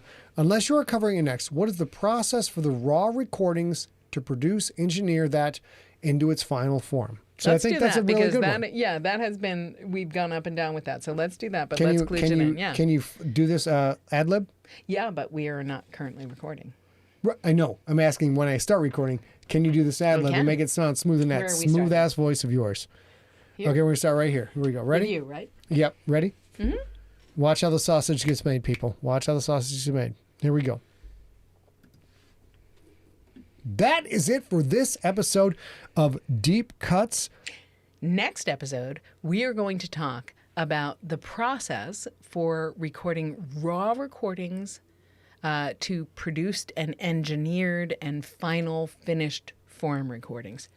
There is so much sausage. There's a lot of sausage in there. The gristly bits, the fat bits, a It's few not gonna chunks be of bone, pretty. a few buttholes maybe. It's a lot of... We're not going to argue on camera, but trust me, we have argued all the much about We've argued a lot about this. Thank you for joining us. You all smell an awful lot like flowers. We'll talk to you in the next episode of Deep Cuts. Bye. Okay, real now- quick. Remember when we were doing this, the closeout for the audio? They can't see you smooching them. I know, but you told me to say bye. Yeah, but you say bye. But okay, we'll argue. We're gonna argue about this later. Also, fucking fantastic performance today, babe. Fucking lights out. Strong work. Strong Thank you. fucking work. All right, so now we are in the let's have fun with you guys phase where we're gonna so close it grateful out. for you guys. This is so helpful for us. Look at Grawl in the channel. That's a damn smooth transition. I mean, it was. It's gonna sound smooth, CG. Cobalt It's gonna USA, sound did fucking you just smooth. say Skippy the Magnificent? I'm in. All right. So, smooth like soul glow. I fucking love that shit. I love that shit. All right. So, we'll be back on Wednesday, June 26th. Slay episode 66, Deduction. If you guys think that Lincoln Franks is a fucking badass and a go-getter, I mean, I hope he is. it gets fucking dark. It gets dark next week. Super dark. So, I hope you guys enjoy. Does Billy it. get chatty? Billy is extraordinarily chatty. Well, right now, you know what? Let's let him see how the sausage is made on the story side. Rob and I are currently in daily chat debates about when does Billy get to go out with Lincoln and not be Magda in Lincoln's head, but go out and basically be Lincoln's second. And it's not like the last episode that we also talked about in this episode where he came and plucked Lincoln away from drama. It's a huge moment. Huge It was moment. a huge moment, but it grows Lincoln a little bit. It doesn't give Billy foundation. It just gives Billy a success. I will say that the what I think, and I haven't really fully discussed this with Rob yet, but we will. The biggest drama in the final 5 episodes of Slay Season 2 is revolves around the fact that Billy hasn't killed anybody yet. He hasn't killed a monster. He hasn't killed a person in self-defense or in aggression. That's a huge spoiler. That's so fun to know ahead of time. It's this is 'Cause what, you guys those don't of know you it who hung either. out till the end of the episode. Rob and I don't know it yet. We got to figure it out. But Billy, if Billy wants to live this life and be in the Old Stone Church, and he wants to contribute, he wants to help Magda, he wants to help Lincoln, wants to help Ariella. You don't have that. And they are monster hunters. Yeah, and I the don't job have that. of monster I don't hunter have is that. I don't have that. cutting As a off person. bitches' heads, putting them in a fucking box, Like Joe? and taking them to Like the fucking Dimitri? like taking them to the clearinghouse and fucking get money for it. So Billy's got to figure this shit out. It's really deep, and I don't really have I the wasn't answers ready right for now. this. I have the answers. I know. Yeah, I don't obviously have. I of course don't have the answer. I could never do that. And I thought I have identified with Billy quite a lot because I'm very chatty and I use my hands a lot. You do. I don't think I could be that. Chris Grohl in the chat room says, not a spoiler because everybody knew that was coming. I did not. Chris Grohl, I did not know that was coming. Chris, of course he has to kill someone. Chris, the gorgeous redhead on my right, not a creature of violence. So she never really considered that. And so. quite literally made of flowers and butter. You are made of butter and sugar. Have you and seen honey. my butthole? Not my butthole, my butt. It's when we showed everybody the mug that says you love my butt. Mortified. Oh my God, am I glad we're not putting that on the podcast feed. We're What not, the but fuck, I meant dog? my butt. I meant my butt. Like my butt is big like butter. Jesus. I don't want to talk about Jesus' butthole. I'm going to go to hell for that. That's fine. Ladies and gentlemen, probably great. we are now, this shit, we're going to trim this from the fucking podcast. It's not even in the podcast. We're going to trim this from the video. We're going to trim the end of this goddamn Who shit. cares? I already showed everybody the mug I gave you that says I love her butt. Okay. Well, Or it could be the straw that Billy has Billy going out on his own. Nick, shut the fuck up. I'm not ready for a fucking, what do you call that when a series kicks off another series? I'm not ready for a spinoff, Nick. God damn it. I'm working my ass off over here. What the fuck you got to do, dog? All right, that's what we'll be doing next week. It's going to be a good episode. We're very happy you all hung out with us. And I love all of your butts too. I love all of your butts too. Jen. Let's switch back to the pretty cam, which, hold on, I gotta hide this. God damn it. Yeah, you gotta probably, we didn't adjust it. Oh. There we go. Hello, welcome to the pretty cam, which I like to claim because I'm the one front and center, not her. This probably might not be the pretty cam though. We shouldn't trim me. Oh, we shouldn't trim the butthole comment? I meant butts. Okay. I'm going to go have some champagne. It's a huge celebratory moment. And then probably also have some scotch.